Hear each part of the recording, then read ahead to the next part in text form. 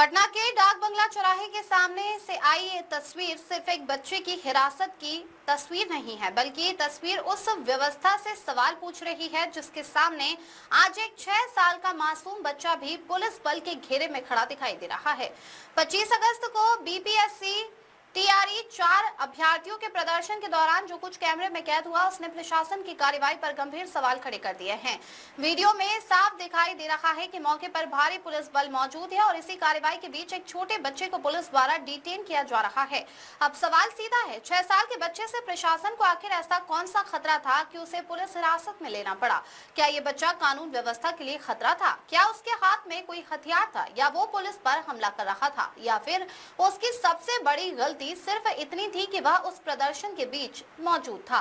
क्योंकि तस्वीरें बहुत कुछ कह रही हैं। एक तरफ लोकतंत्र में अपनी मांगों को लेकर आवाज उठाते अभ्यर्थी हैं, दूसरी तरफ उन्हें नियंत्रित करने के लिए भारी पुलिस बल है और इसी पूरे घटनाक्रम के बीच एक मासूम बच्चा पुलिस कार्रवाई की जद में दिखाई दे रहा है।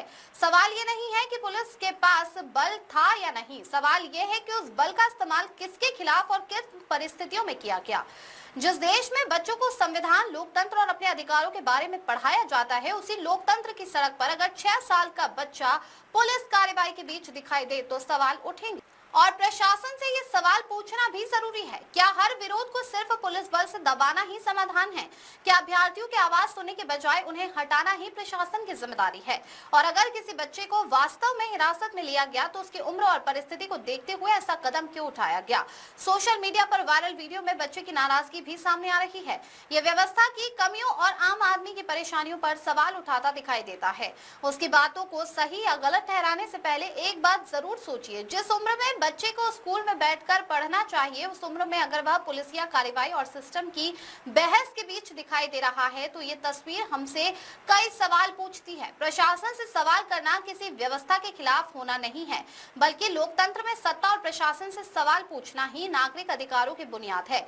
इसीलिए अब जरूरत है कि इस पूरे घटनाक्रम पर प्रशासन सामने आए और स्पष्ट करे बच्चे को क्यों डिटेन किया गया, किस अधिकारी के आदेश पर किया गया, कितनी देर तक उसे हिरासत में रखा गया और ऐसी कार्रवाई की जरूरत आखिर क्यों पड़ी?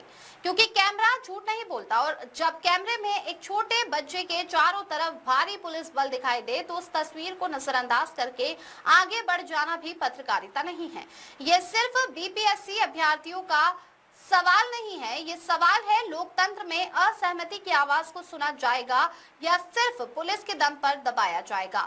अब देखना होगा कि प्रशासन इन सवालों का जवाब देता है या फिर इस तस्वीर को भी बाकी सवालों की तरह फाइलों और बयानबाजी के नीचे दबा दिया जाएगा।